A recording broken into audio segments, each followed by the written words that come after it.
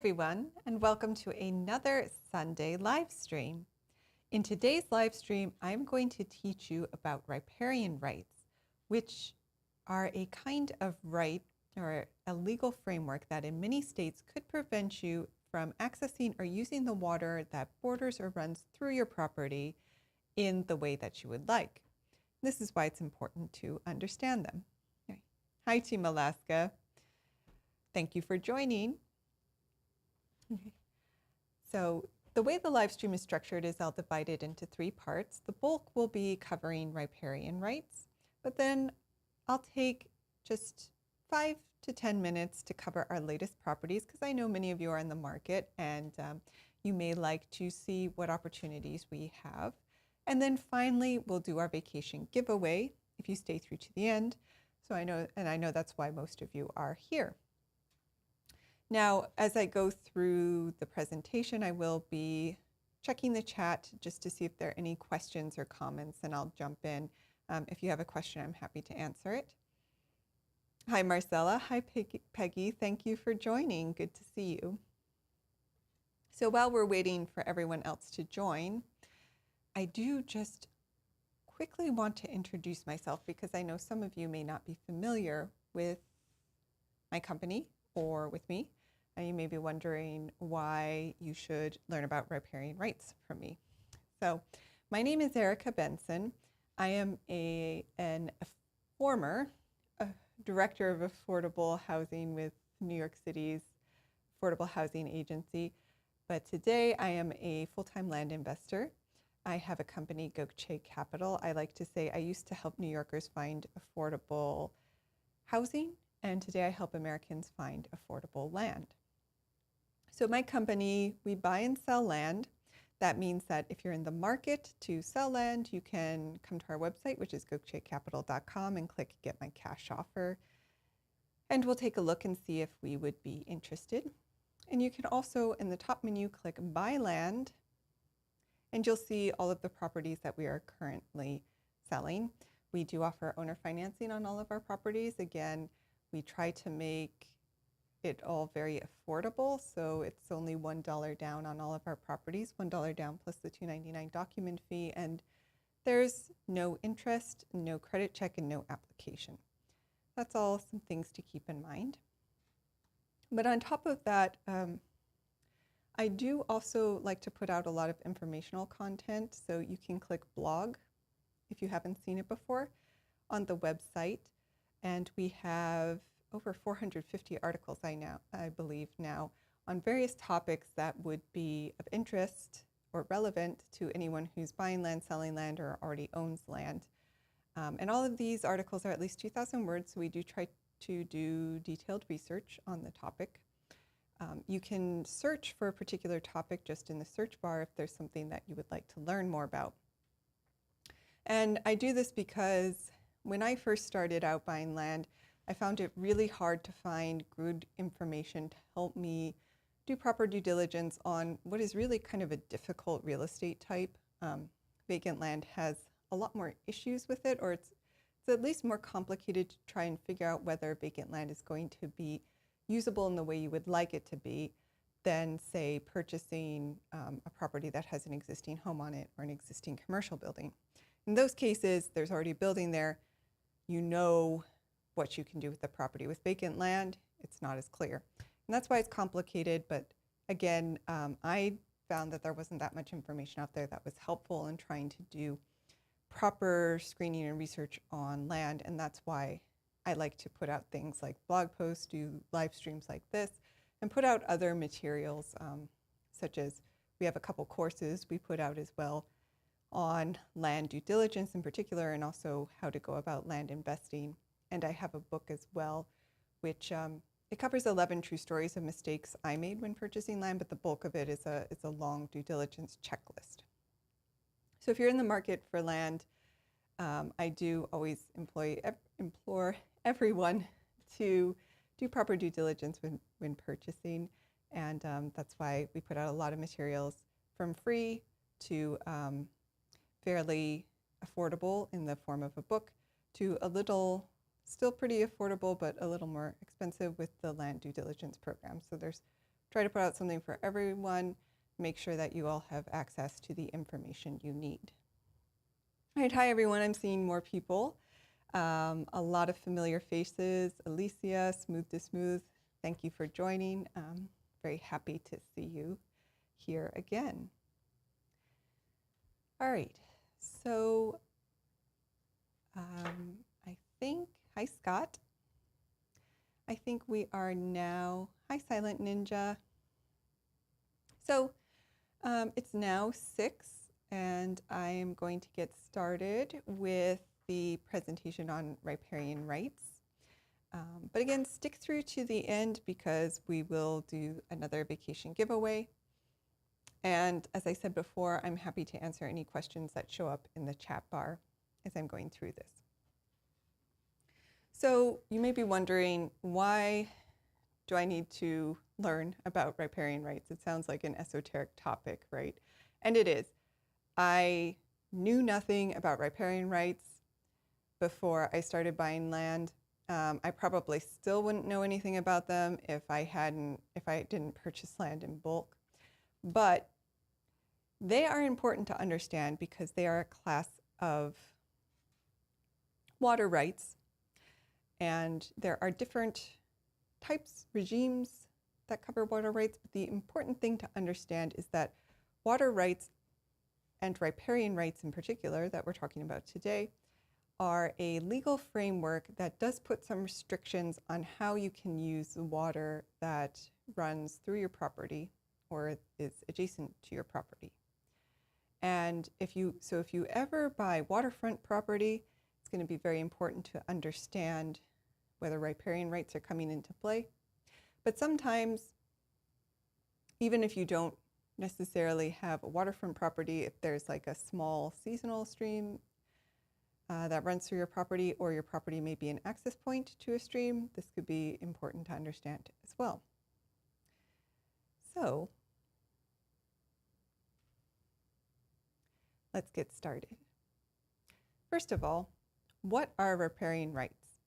Well, in a nutshell, riparian rights refer to a system of allocating water among those who possess land along its path. So they apply to any property owner whose property, again, is adjacent to or has running water flowing through it. The riparian rights, I mean, they go back to English common law, like a lot of laws in the US do. I'm not going to get too much into the theory of law. I mean, I'm not a lawyer myself, so it's not really my place to talk about that. But the important thing to understand is that riparian rights do not apply. The riparian rights are a legal regime. They are laws and regulations, that is to say, but they are not nationwide. It's state specific. So every state has its own way of regulating water within its jurisdiction. And the riparian rights, shall we say, flavor of regulating water is most common in eastern states. So if you're in the West, you're more likely to come across prior appropriation, which I covered in an earlier live stream, but I can always cover again if anyone missed that or would like me to go over it. Riparian rights are a legal framework that is more common in areas that are water rich because it is a more permissive kind of way of regulating water than some of the other frameworks you'll see in other parts of the US. So that's good news if you're purchasing land in the East.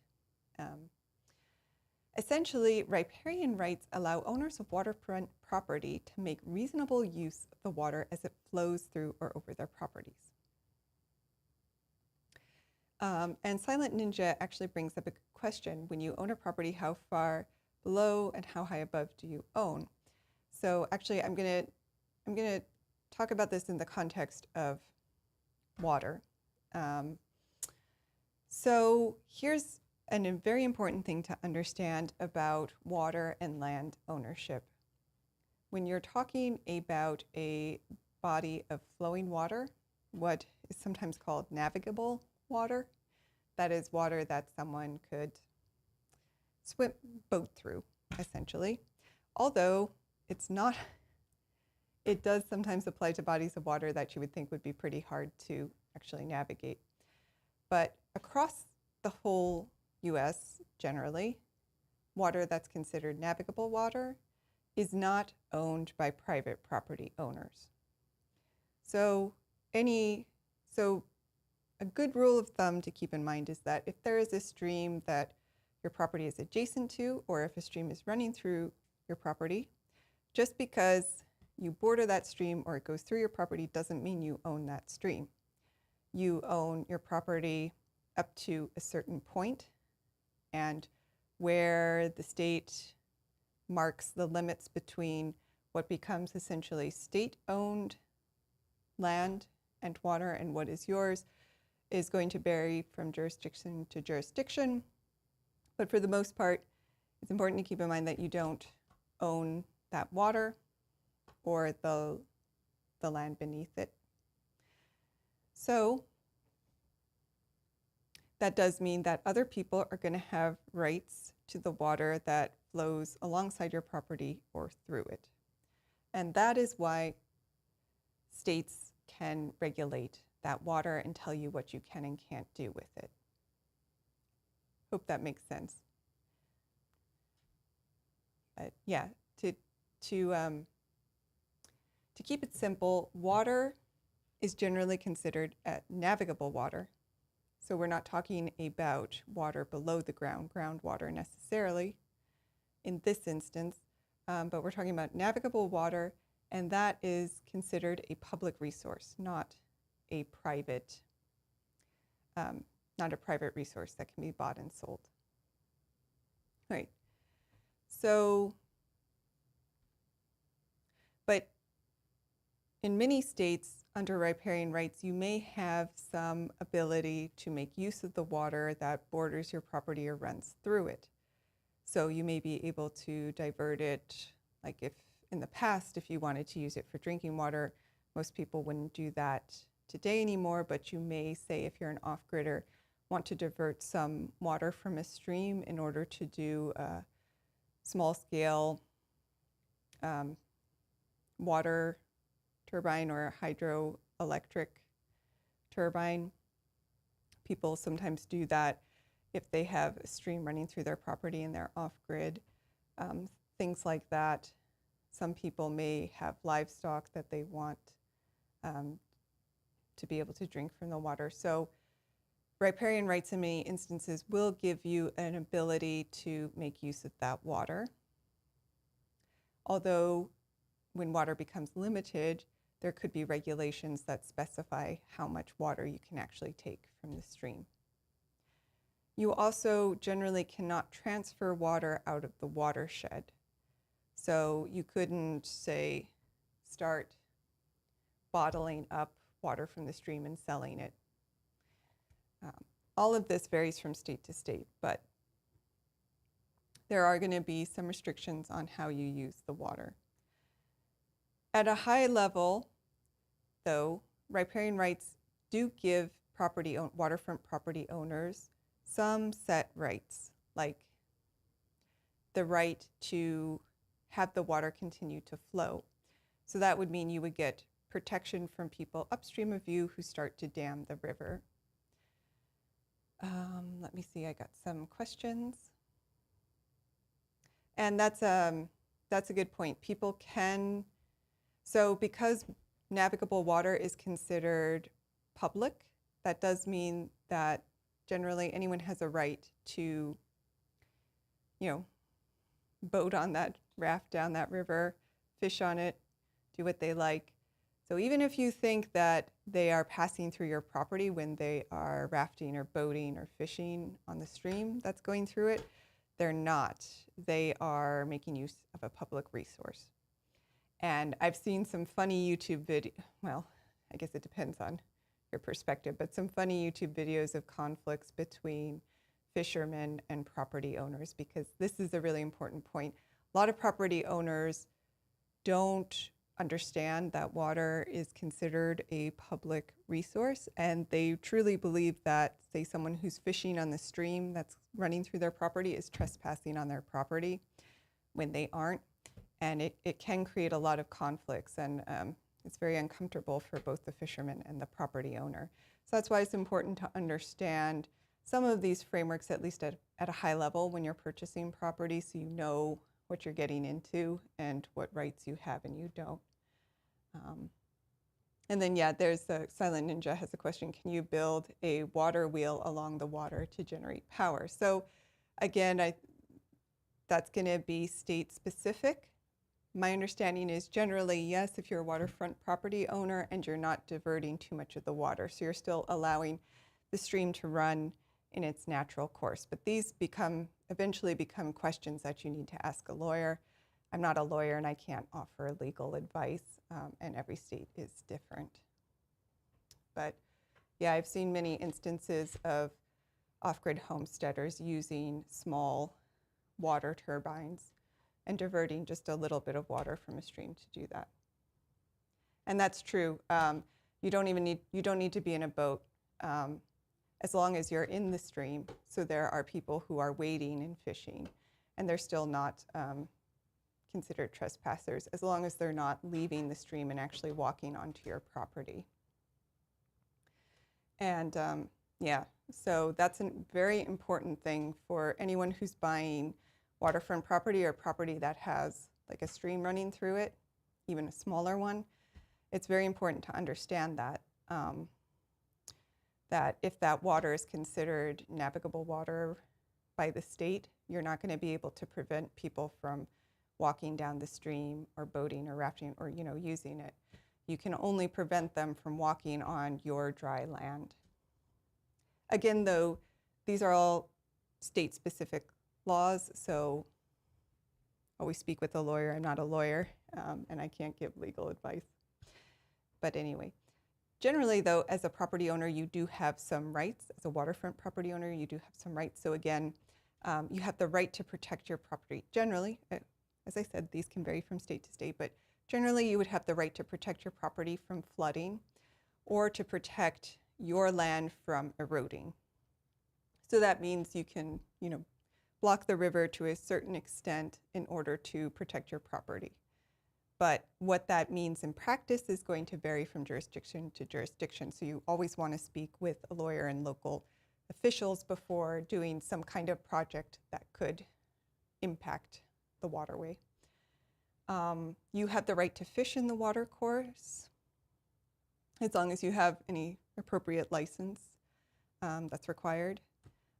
You also, this is a little more esoteric, but you have the right to accretion, which is additional land that is created as water deposits soil on the shoreline. So sometimes water will erode your property, but sometimes it'll also give you more property. So if the sediment happens to be collecting on your property could expand over time and you would have a right to that additional land. And thank you, Clever Enigma. Everyone please hit the like button. And right to boomage, another fun word, but basically that means it's a fee charge for securing a boom, generally for the retention of logs.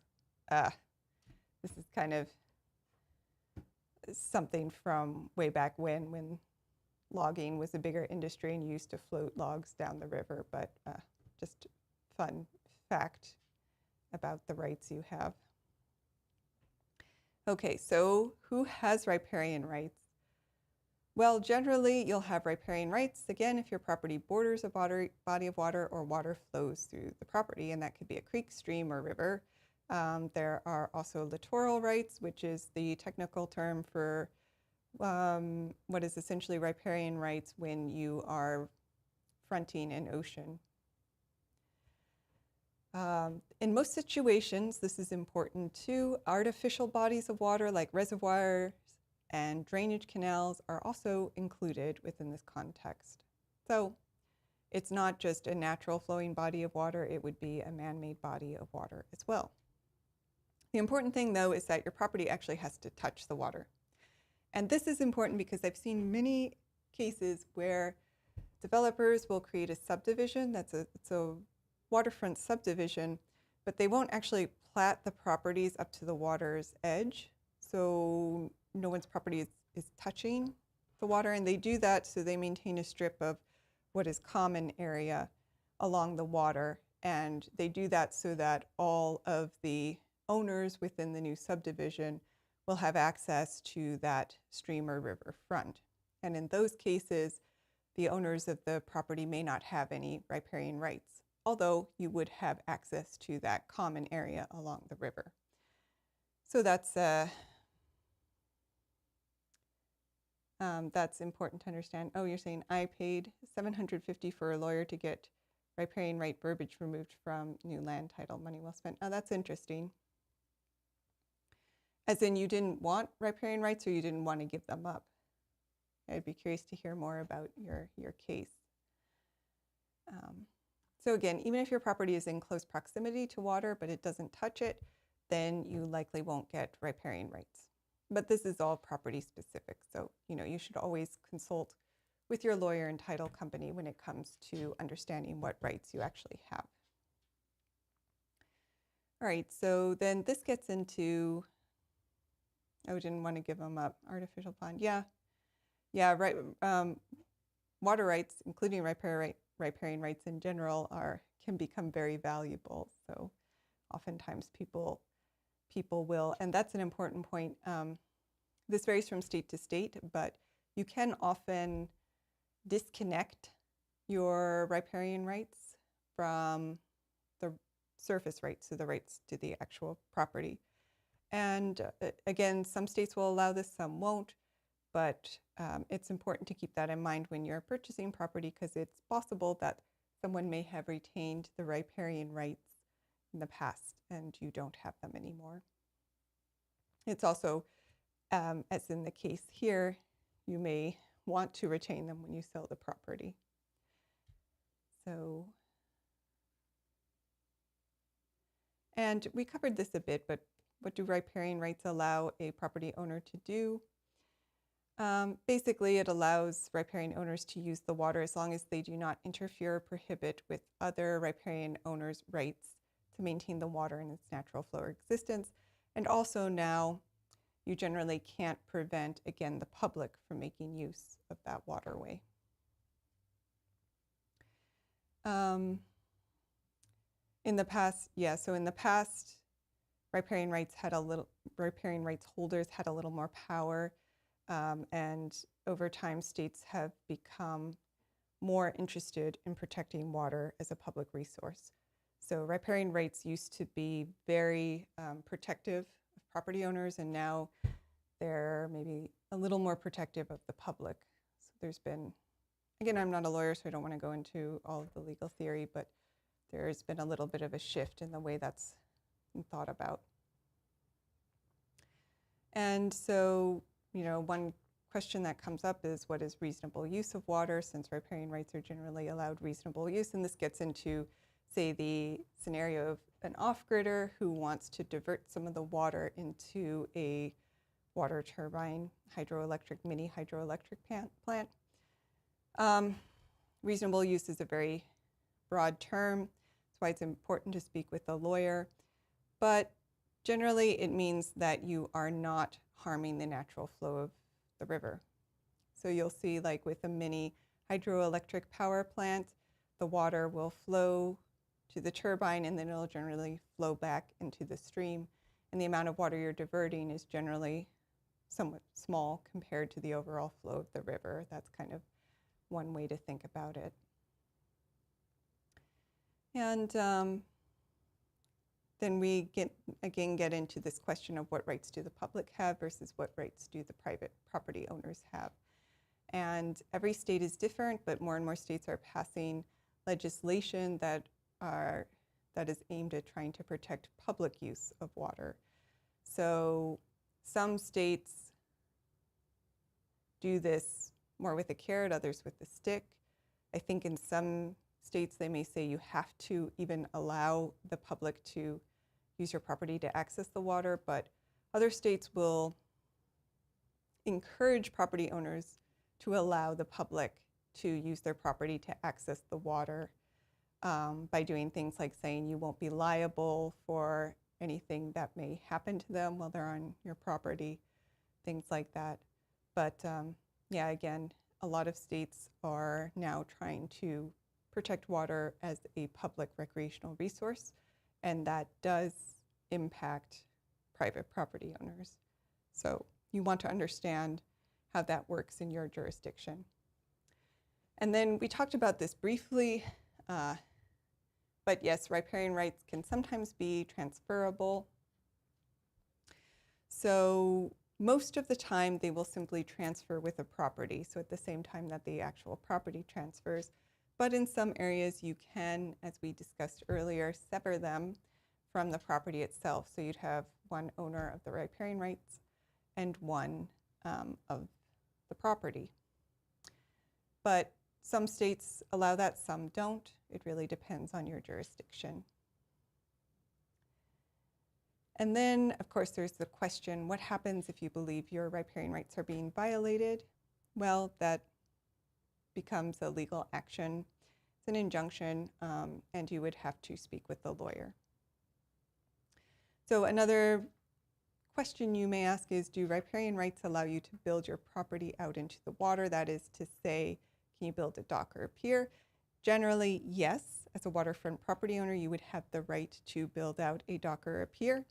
And that dock or a pier would be your private property. So my understanding is, even though someone can walk or boat down the river, they couldn't go up onto your dock or pier. But again, every situation is different and every state regulates their water in a different way. So that's why it's important to speak with your county or city planning and building officials before planning to build a dock or pier. But I think a good rule of thumb would be you want to be sure that you're building in a way that is not hindering the flow of the water. It's not hindering other property owners from making use of the water, and it's not hindering the public from making use of the water. So those are the big things to keep in mind. Again, there are other ways that water is regulated in the United States. So if you are in the West, you are less likely to see the riparian rights regime. You're more likely to see something like prior appropriation rights, which is even more harsh, you would say, from the perspective of a property owner.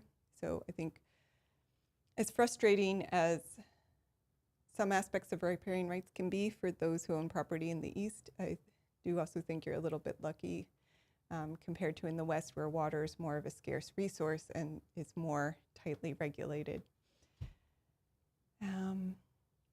And then again, there's some other terms that you may hear and that you may want to understand. Littoral rights, which are essentially riparian rights, but applied to an ocean, body of an ocean, essentially, or a sea, or a lake. So it's generally a body of water that has a tide. And then accretion, we discussed, erosion. I mean, these are, I don't know, more esoteric terms. You don't necessarily need to worry too much about understanding them. But that's a basic overview of riparian rights. And if you're lucky enough to ever be able to purchase waterfront property and you're in the East, be sure to ask your lawyer about whether you're getting riparian rights, what those rights mean for you, so what rights you will actually have as a property owner, and what rights the public is going to have to the body of water that fronts your property. Hopefully that was helpful. I'm trying this new format with the live stream where I cover a particular topic. So if there's any topic you're interested in, let me know and I'll do next week's live stream or a following live stream on that topic.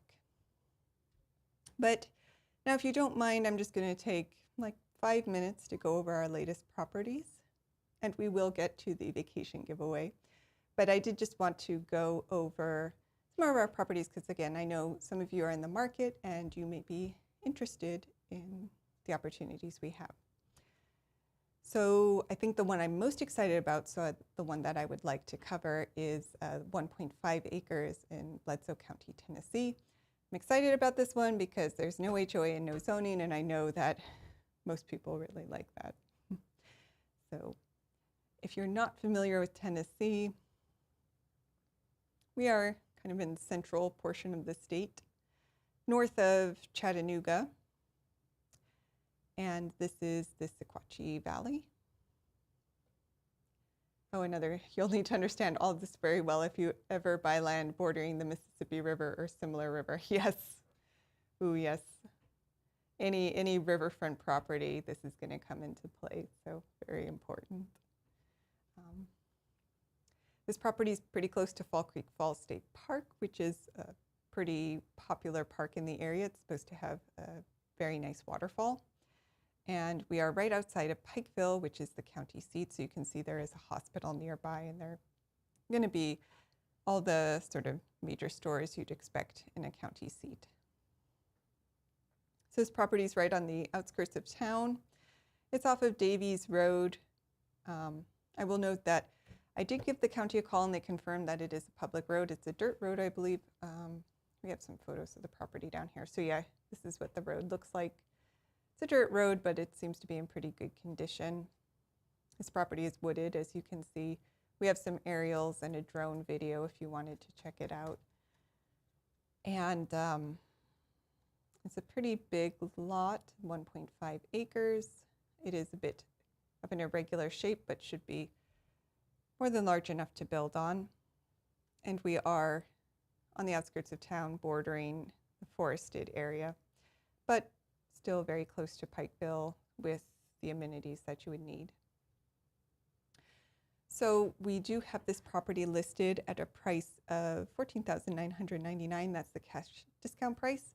As I mentioned earlier, we do offer owner financing on all of our properties. It's just $1 down plus the $299 document fee, and then $399 per month for 56 months. There's no interest, but you don't get the cash discount price when you purchase with owner financing. And there's also no credit check. We don't do an application. On the flip side, though, because we don't run a credit check or have you go through any kind of formal application process, we also say that you can't build on or live on the property until the end of the loan term, although you are able to use it for recreational purposes as long as you don't violate any county regulations. And you could make minor improvements, like, say, clearing an area. You couldn't cut down timber, but you could maybe clear out an area for building later, putting up a fence, sometimes putting up a small shed, things like that.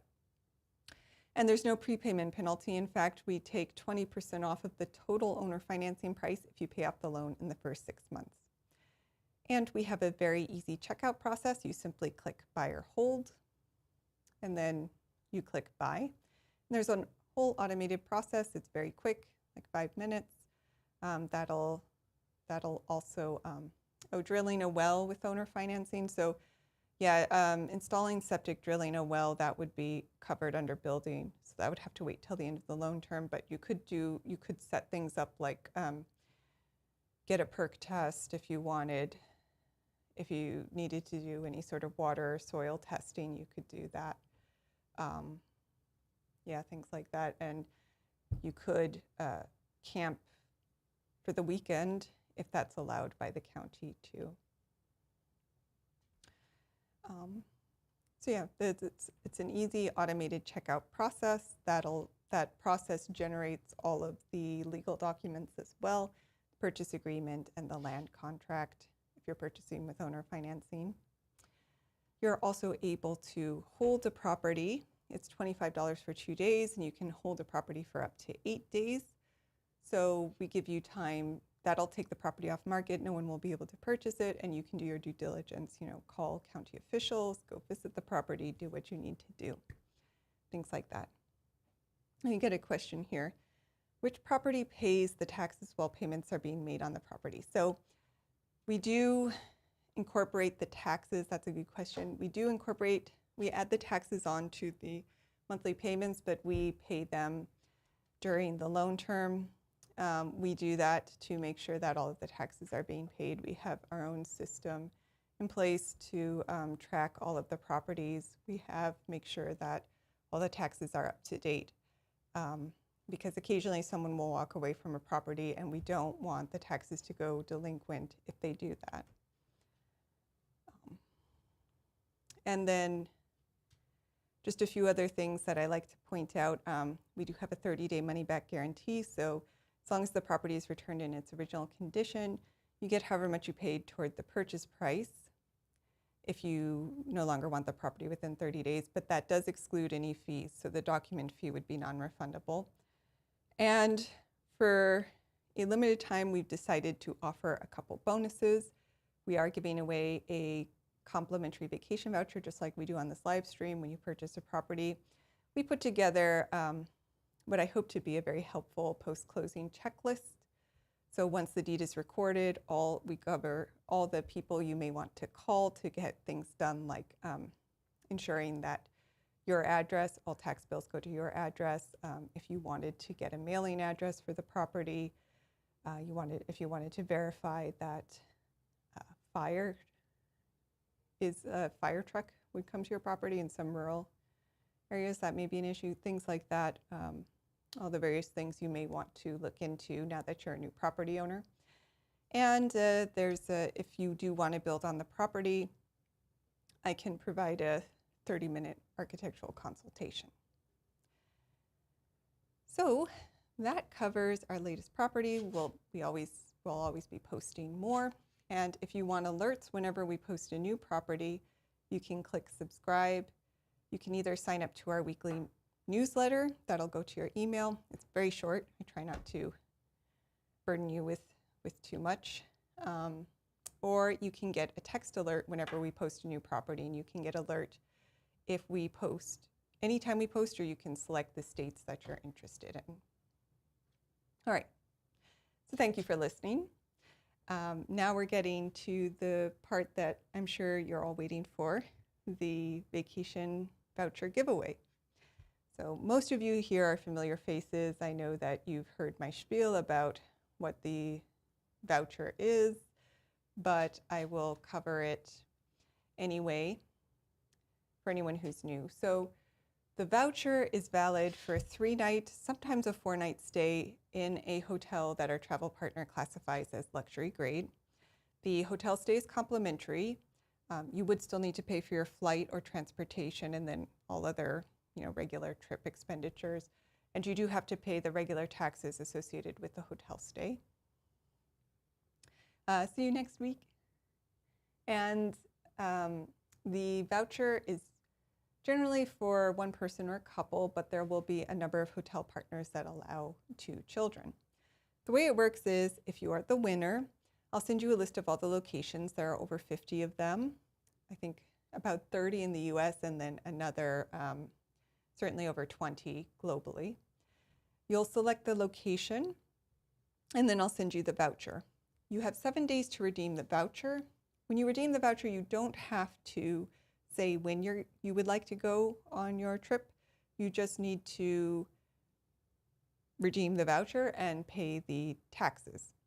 Then you'll have 18 months when you can schedule your vacation.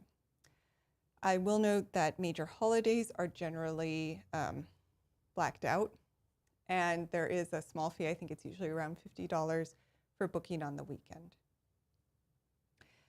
And what else? Okay, if you have already won a vacation voucher, you are only allowed you're only able to redeem 1 voucher every 12 months, but you can always gift the voucher as a wonderful present to a friend or family member, or if you win again during one of my live streams, I can also send you a $100 hotel savings card.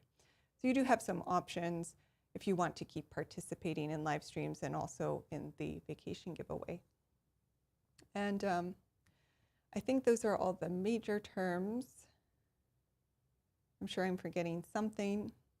The only other thing to note is you won't be able to see all the participating hotels until you redeem the voucher, but every location has a lot of them. So you will have options. So I believe that's it.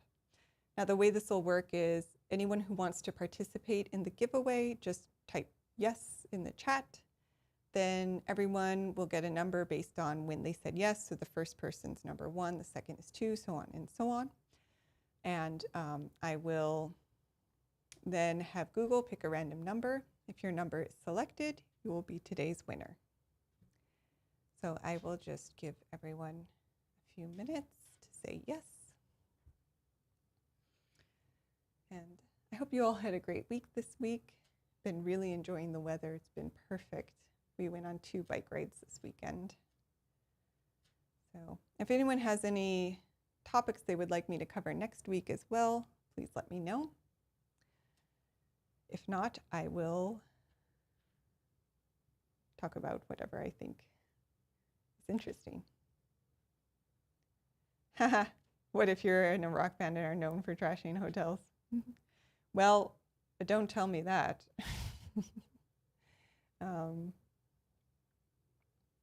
Yeah, what can we do? Please take care of your hotel. So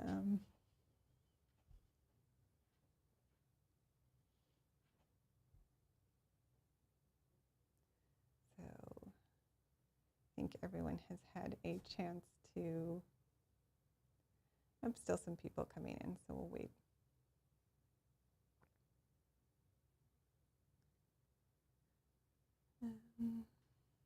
All right. Okay. Now sometimes I manage to mess this up, so just follow me as I count through all of this and make sure I got it right. Looks like we have 1, 2, 3, 4, 5, 6, 7, 8, 9, 10 participants. I'll do that one more time. 1, 2, 3, 4, 5, 6, 7, 8, 9, 10. 10 participants. I messed this up last week. It was very embarrassing. Try not to do it again. So I'll just do this a third time. 1, 2, 3, 4, 5, 6, 7, 8, 9, 10. That's 10. Oh, now we have 11. 11.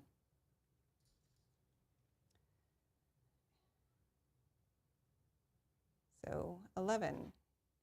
And types of easements, yes, that is a very good topic. I can cover that next week. Easements are always big, big issue. Be surprised at how many properties have easement issues. All right, so we have 11 participants, and drum roll, number 2 is this week's winner. So congratulations. I like 2. It makes it far less likely that I'm going to screw this up. That would be I is number 2. Congratulations. For everyone else, thank you for joining and for participating. Sorry you didn't win, but if you keep coming back, I do this every week, so you'll likely win at some point if you keep showing up. And I'll also keep trying to provide information that is helpful. For I, just send me an email at my email address, and I'll send you the list of locations. And then let's see. There is some weird easement like perpetual conservation easements. Yeah, conservation easements are also a good topic that I can cover as well. But yeah, I can do, actually I should probably do a couple live streams on easements. It's a very big topic, and every single kind of easement that's out there should have its own live stream because there are a lot of things to think about with each one. So that's a good point. I will cover easements next week. So show up next week. We'll talk about easements and how that could impact you as a property owner. In the meantime, I hope you have a wonderful Sunday evening and a wonderful week. I'll see you next week, same time, same place.